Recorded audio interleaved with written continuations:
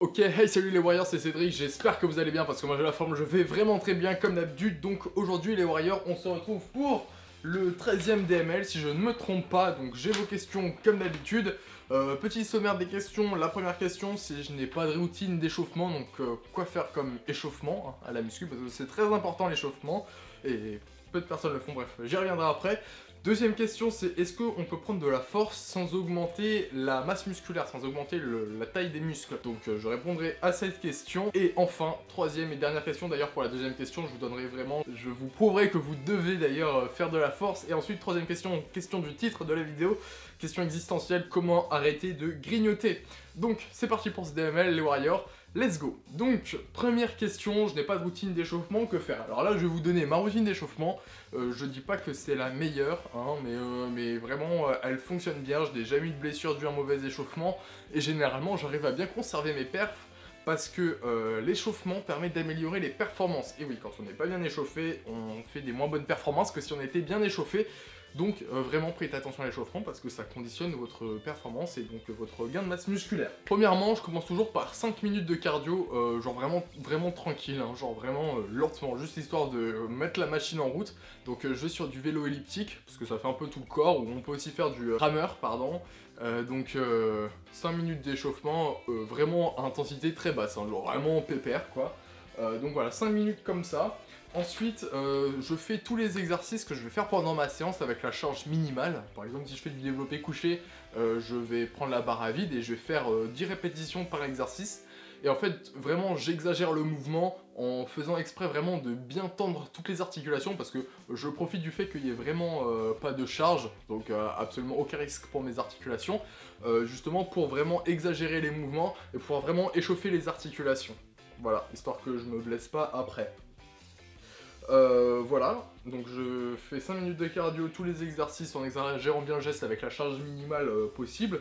Ensuite, je prends mon premier exercice, une fois que j'ai fini de faire ça, et en fait je fais 3 séries d'échauffement, une première à 25% de la charge que je vais utiliser, une deuxième à 50% de la charge que je vais utiliser, une troisième à 75% de la charge que je vais utiliser, et je prends autant de repos que je prendrai entre mes séries de l'exercice en question pour faire entre ces séries d'échauffement. C'est-à-dire que si je me dis je vais faire du développé couché et que imaginons je vais mettre 100 kg sur la barre pour faire mes 3 séries de 8 répétitions avec 2 minutes de repos, et bah ce que je fais c'est que je fais une série à 25, je fais une série à 25 kg, je fais une quinzaine de reps. Donc ensuite, si je prends 2 minutes de repos sur l'exercice, bah, je prends 2 minutes de repos. Ensuite, je fais une série donc à 50 kg où je fais une dizaine de reps. Et ensuite, une dernière série donc à 75 kg où je fais 5 reps. Voilà, tout simplement, et je prends 2 minutes de repos à chaque fois, parce que c'est 2 minutes de repos que je prends entre mes séries classiques. Voilà, c'est ce que je fais comme échauffement. Mine de rien, quand j'en parle comme ça paraît rapide, ça me dure une vingtaine de minutes. Voilà, généralement ça me dure une vingtaine... Oh, pardon, j'ai oublié. Juste après le cardio, je fais d'abord des trucs pour les articulations comme ça. Voilà, donc je fais d'abord le cardio, ensuite cou, épaule, coude, hop, poignet, cheville, bassin, genou. Et ensuite, je fais les exercices en exagérant. Et ensuite, je fais les exercices d'échauffement, j'augmente la charge progressivement sur le premier exercice, et ensuite j'entame. Et donc ça me dure 20 minutes. Voilà. Donc ça c'était la première question. Heureusement, hein, donc que je me suis rattrapé. Ensuite, voilà, donc ça c'est pour la première question. Ensuite, deuxième question, c'est est-ce que je peux gagner de la force sans augmenter ma masse musculaire? La réponse est tout simplement oui, parce que le gain de force et le gain de masse musculaire sont différents. On peut gagner de la masse en faisant de la force, et c'est souvent le cas quand on est en surplus calorique, mais on peut être en maintien et gagner en force sans gagner en masse. Moi c'est ce que je fais depuis 6 mois, depuis novembre, donc depuis la vidéo record de France en compétition qui se trouve en description, donc allez la checker. Depuis, je fais toujours 75 kg, je n'ai absolument pas bougé parce qu'en ce moment je fais du power, donc je travaille en force. Et mon poids n'a absolument pas évolué, et pourtant j'ai gagné plus de 10 kilos j'ai dû gagner au moins une dizaine de kilos sur tous mes max, absolument partout. Et pourtant mon poids n'a absolument pas évolué, donc aucun gain de masse musculaire, aucun gain de masse grasse. Voilà, tout simplement. Du coup, oui, on peut prendre en force sans prendre de la masse, et je vous conseille carrément de faire ça. Premièrement, parce que ça vous aidera à... le fait de faire de la force, ça vous aidera ensuite à gagner plus de masse musculaire si votre objectif c'est l'hypertrophie. Parce que tout simplement, vous mettrez plus de tension sur vos muscles une fois que vous augmenterez la fourchette de répétition, donc pour travailler soit en masse, soit en volume. Et tout simplement, voilà, hein, c'est tout ce que j'avais à dire. Donc vraiment, déjà, premièrement, n'hésitez pas à faire des cycles de force. Parce que tout simplement c'est intéressant pour une meilleure progression, surtout quand on est naturel, parce que quand on est naturel, pour vraiment prendre du muscle, faut obligé de faire de la surcharge progressive. On est obligé d'augmenter les poids à chaque fois. Donc voilà, tout simplement, faites de la force pour cette raison-là. Deuxièmement, je m'en suis rendu compte il n'y a pas longtemps, j'avais cette discussion avec quelqu'un et je viens de m'en rendre compte encore plus là la dernière fois, quand je faisais une petite session de matage, de l'automatage dans le miroir, c'est qu'en fait, j'ai vraiment pas pris de poids et pourtant, je me trouve mieux dessiné. Tout simplement parce que le fait de faire de la force, vraiment, on fait du muscle qui est vachement plus dense que si on travaillait sur du volume.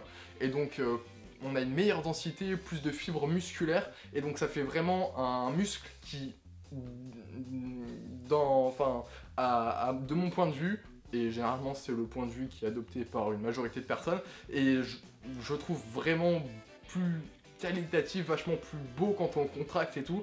Donc vraiment le fait de faire de la force, ça permet vraiment d'avoir un muscle vraiment dense, vraiment un vrai muscle, tu vois, genre que quand tu le contractes, bam, ton muscle il explose, qu'il soit bien fibreux et qu'il soit vachement stylé en fait. Donc voilà, je vous conseille vraiment de faire des cycles de force, à la fois parce que c'est toujours sympa de pousser lourd, deuxièmement parce que ça vous permettra de progresser encore plus quand vous voudrez refaire de l'hypertrophie, et troisièmement parce que ça vous crée une meilleure densité musculaire et ça vous fait des muscles tout simplement plus beaux.